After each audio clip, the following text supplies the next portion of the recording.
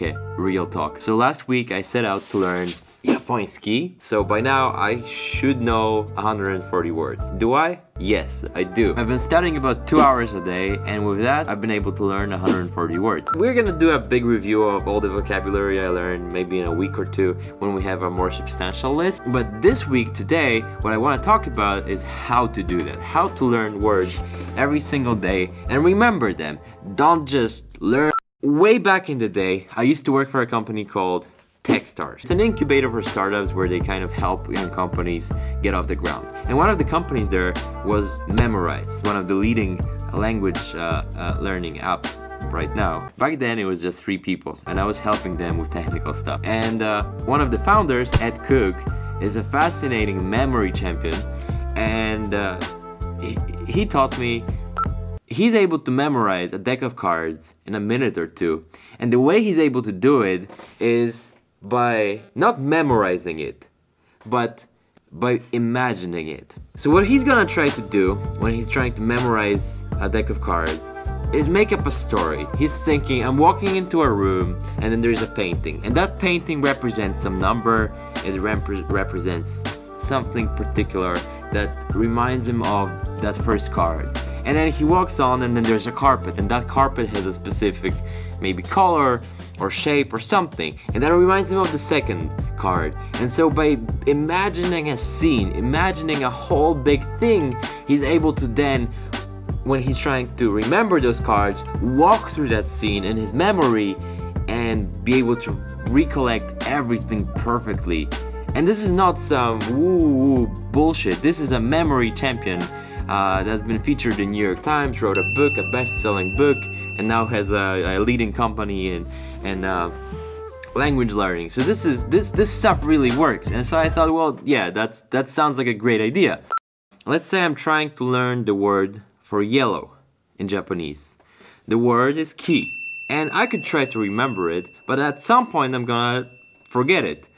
And when I forget it, I don't have any hooks on that word because it's just a random word, ki.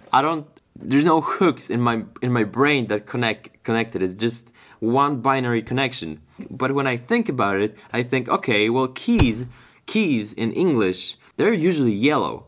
So now I've built one connection to that word. So when I can't remember the word, I can remember there was some connection with keys, and keys are yellow. Oh, key. Okay, yeah. That's what it is, right? And that's a really simple example. Let me give you a harder example. Let's say I'm trying to learn the word for cool weather in Japanese, which is suzushi. I learned this week. It's not a super difficult word, but it's still something that you're prone to forget. And so you need a little bit of a hook on top of it, on it. But it's not as easy as with the first word, right? Because there's no obvious connection with anything. But there is a singer in Korea that I really like, Suzy. So then, if I can have a little bit of that connection in my brain, Suzy is cool, then anytime I think, what is the word for cool weather? I'm thinking Suzushi, and then I can finish that word off.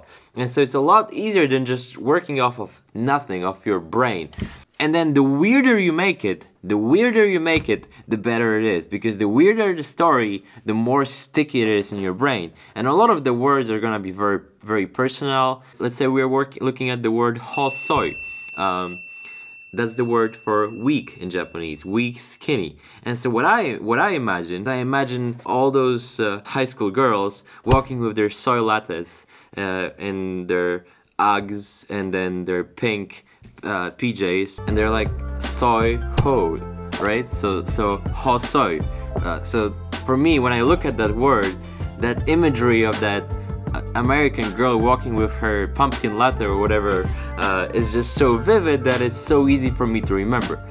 And there's no way I can ever forget the word hosoi, because I just made it really weird for myself, and it's really easy. And so it's a lot better to spend a minute looking at a word and thinking about how I can put hooks on it than just going through it and then flipping through cards and trying to memorize everything. Okay, that's a lot of talking, but that's that's pretty much what I've been doing. On top of that, I've been learning a little bit of grammar from this book. I get to like page 30. Yeah, we'll see where this takes me. I'm excited, and I'll see you guys next week.